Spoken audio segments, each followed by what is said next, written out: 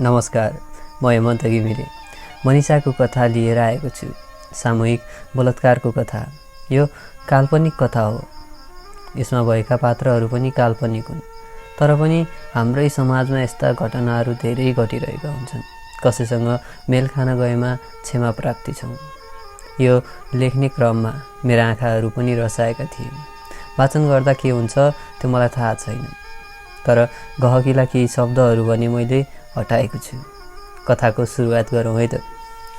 मनिषा उमेर भर्खरै 18 वर्ष पुरा भएर 19 वर्षमा लाग्नेवाला थिए। बागलुङको एउटा गाउँमा बस्ने मनिषाको घरमा बाबा आमा र एउटी सानी बहिनी पनि छ। पढ्न भन्दै काठमाडौँ गएकी थिए। 12 सकेर फेरि आफ्नै घर फर्की। राम ऊ चाहिँ मनिषाको मिल्ने साथी हो। 10 कक्षासम्म सँगै त्यही गाउँमा स्कुलमा पढेका थिए।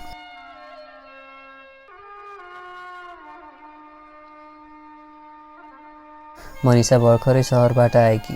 उसले अलिअलि सहरिया कपडा गाउँमा पनि लगाउने गर्न लागि। बाबा आमाले सम्झाउँदा उल्टै उसैले सम्झाउने गर्थे।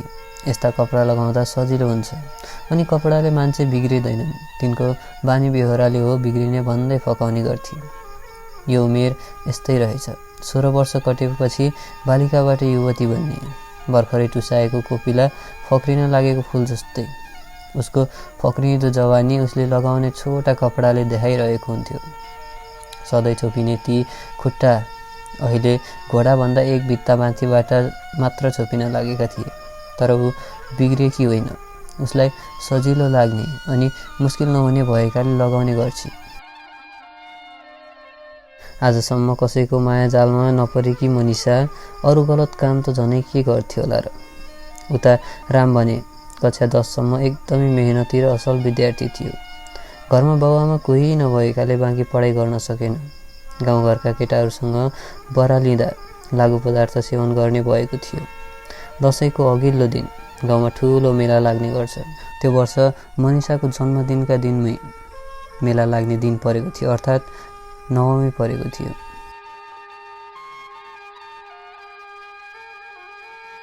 जन्मदिन मनाउने मेला घुम्ने भन्दै घरबाट निस्केकी थिए।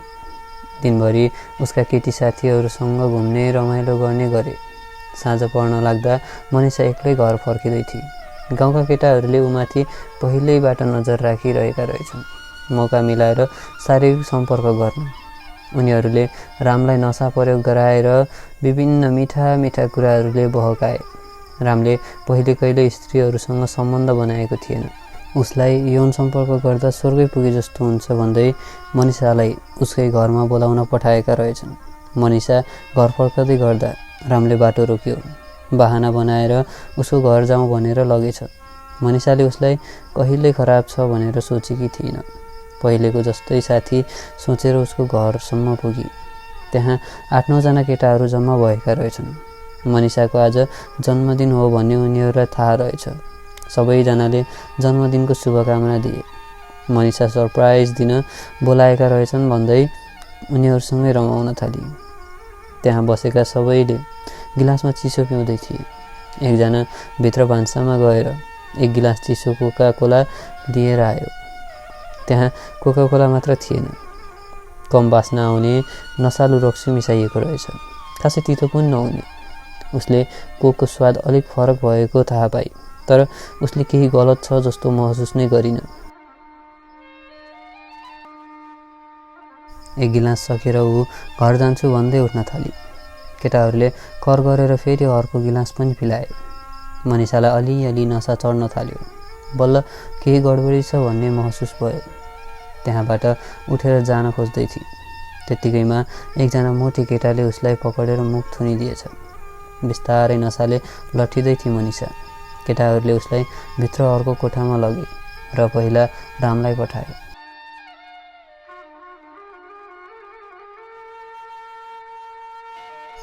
राम रक्सीको नसाले मातिएको थियो।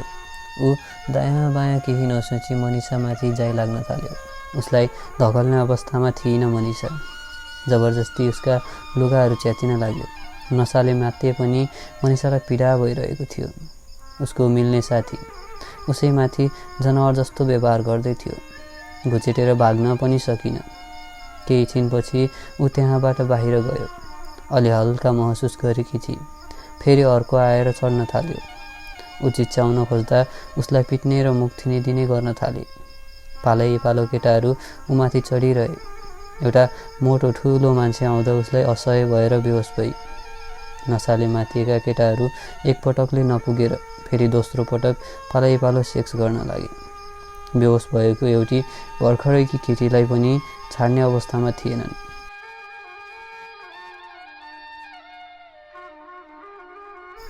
एकै रातमा 20-25 पटकसम्म बलात्कृत भई मनिषा। सबै सन्तुष्ट भएपछि उसलाई जङ्गलमा लगेर फालिदिएछन्। मनिषाका बाबुआमा रातभरि उसलाई खोजिरहे। मेला लाग्ने ठाउँ, नजिकैका साथीहरूको घर पनि पुगे, तर कहीँ भेटेनन्। कतै साथीकोमा गयो कि होली भनेर मन शान्त पारेर घर गए। भोलिपल्ट बिहान एकजना मान्छेले घाँस काट्ने क्रममा उसलाई देखेछ। च्यातिएको कपडा अनि कतै रगतले पोतिएको थियो। चिच्चाएर गाउँलेहरूलाई बोलायो। गाउँभरि हल्ला फैलियो। हेर्नेहरूले मरी भनेर वास्ता नै गरेनन्। एकजना मान्छे आएर नारी छाम्दा ऊ अझै जिउँदै रहेछ।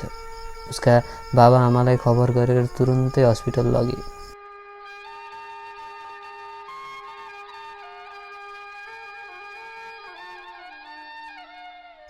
होस त खुल्यो, तर केही बोल्न सक्ने अवस्थामा थिइन। ऊ डराइरहेकी थिए।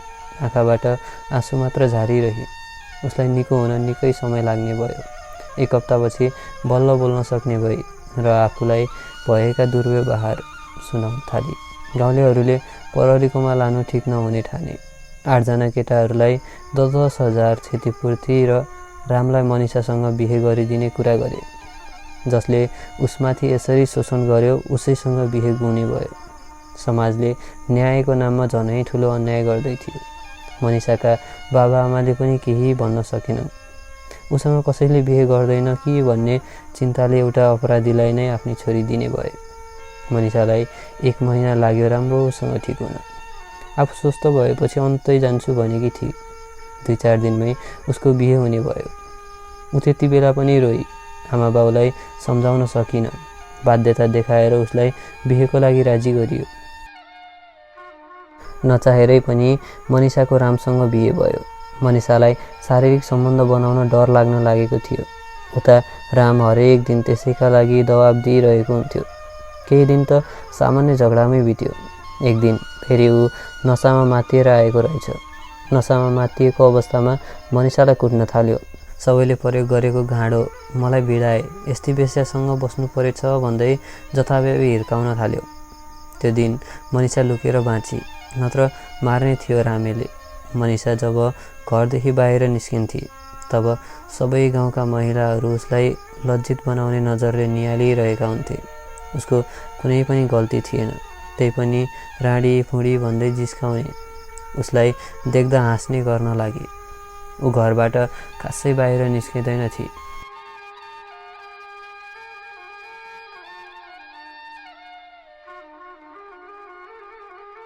एक दिन पानी लिन जाँदा बाटोमा केटाहरूले जिस्काउन थाले। कसैले उसको शरीरमा हात हाल्न खोज्थ्यो। ऊ त्यहाँबाट भागेर घरतिरै गई। घरको एउटा कुनामा बसेर आँसुका नदीहरू बगाउन थाली। कति सपना थिए होला साँचेका। पढेलेखेकी केटी, आकाश छुने सोचहरू सबै बिलाएर गयो। मनमा आत्महत्याको विचार आउन लाग्यो। त्यति सजिलै हार्नेवाली कहाँ थिए र ऊ। आफ्ना मनलाई सम्झाइ बुझाइ गरी रात पर्न थाल्दा बल्ल उसको श्रीमान राम आइपुग्यो। उसलाई बाहिर केटाहरूले गरेको हरकत सुनाउँछु भनेकी थिए, तर के फाइदा हुनु। राम आफै नसामा माथिएर अर्को एकजना युवतीलाई घरमा ल्याएर आएको थियो। यो मेरी नयाँ बुढी हो, त मेरो घरबाट निस्किहाल भन्दै गाली गर्न थाल्यो। मनिषाले लाख बिन्ती गर्दा पनि सुनेन। मान्दिनस् भन्दै उल्टै लौरोले कुट्न थाल्यो। ऊ बाँच्नकै लागि त्यहाँबाट भागी। रातको बेला कहाँ जाने, माइतमा जान्छु भनेर सोचेकी थिए। आमा बाउलाई कसरी यस्तो दुःख देखाउनु भन्दै बाटो अन्तै मोडियो। जुनेली रात थियो। बाटो हल्का भए पनि देखिने। बागलुङ बजारतिर झर्न लागेकी थिए। भोलिपल्ट त्यहाँबाट काठमाडौँतिर जान्छु भनेर तर एउटी युवतीले सोचेको कुरा पुरा सजिलै कहाँ गर्न सक्छ र। बाटामा शिकार कुर्दै बसिरहेका थिए स्यालहरू। त्यो ठाउँमा पहिले पनि 3-4 केटीहरूको बलात्कार भइसकेको थियो। ऊ त्यही बाटो हुँदै जाँदै थिए। 3 जना केटाहरू गाँजा तान्दै बसिरहेका रहेछन्।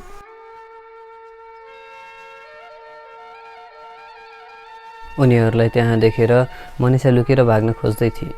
अचानक एकजना केटाले उसलाई देखेछ। केटीहरूकै प्रतीक्षामा बसेका बुवासाहरू उसलाई कहाँ छाड्नेवाला थिए र। ऊ त्यहाँबाट भाग्दा लखट्नै थाले। 2 जनालाई अलि बढी नै नशा लागेछ। उनीहरूले भेटाउन सकेनन्, तर एकजनाले उसलाई भेटायो र जबरजस्ती गर्न लाग्यो। उसका तलमाथिका दुवै कपडाहरू च्यातिदियो। मनिषाले यसपालि हातखुट्टा चलाउन सक्थे। जथाभावी हातले कोतर्न लागि। केटाको आँखामा लागेछ हातले। ऊ त्यहीँ थला पर्यो। मनिषा नग्न अवस्थामा त्यहाँबाट भागी। नाङ्गो शरीर लिएर कहाँ जानु। कतै नजिकै खहरे खोला सुसाइरहेको थियो। केटाहरू अझै उसलाई खोजिरहेका थिए। यो संसार मेरो लागि बनेको रहेनछ। अब सक्दिनँ। म यो पाप र अन्यायको दुनियाँमा बाँच्न चाहन्न भन्दै सुसाउँदै बग्ने त्यो ठाडो खोलामा आफूलाई समाहित गरी। नदीसँगै उसको लास मात्र होइन, कति रहर, कति सपना, भर्खरै फुल्दै गरेका जवानी, आमा बाउका लागि केही गर्ने चाहना, सबै बगेर गए। अन्याय गर्नेहरू बाँच्ने अनि अन्याय हुनेहरू चाहिँ मर्नुपर्ने समाजमा उसको पनि अस्तित्व हराएर गयो। बलात्कारले ऊ त्यसै पनि जिउँदो लास नै थिए। अब त जिउँदो लास पनि रहेन। आखिर कहिलेसम्म हुन्छ त यो? के यसको अन्त्य लेखिएको छैन? मलाई त यस्तो लाग्छ, मानव जाति नै नसकिएसम्म बलात्कार भन्ने शब्द हाम्रो कानहरूबाट गुन्जिनै छोड्दैन। यहाँ अन्याय गर्ने केवल ती बलात्कारी मात्र होइनन्, समाज अनि ती लाचार बाबुआमा पनि हुन्। गल्तीलाई सच्याउने भन्दा पनि मेटाउनु पर्छ।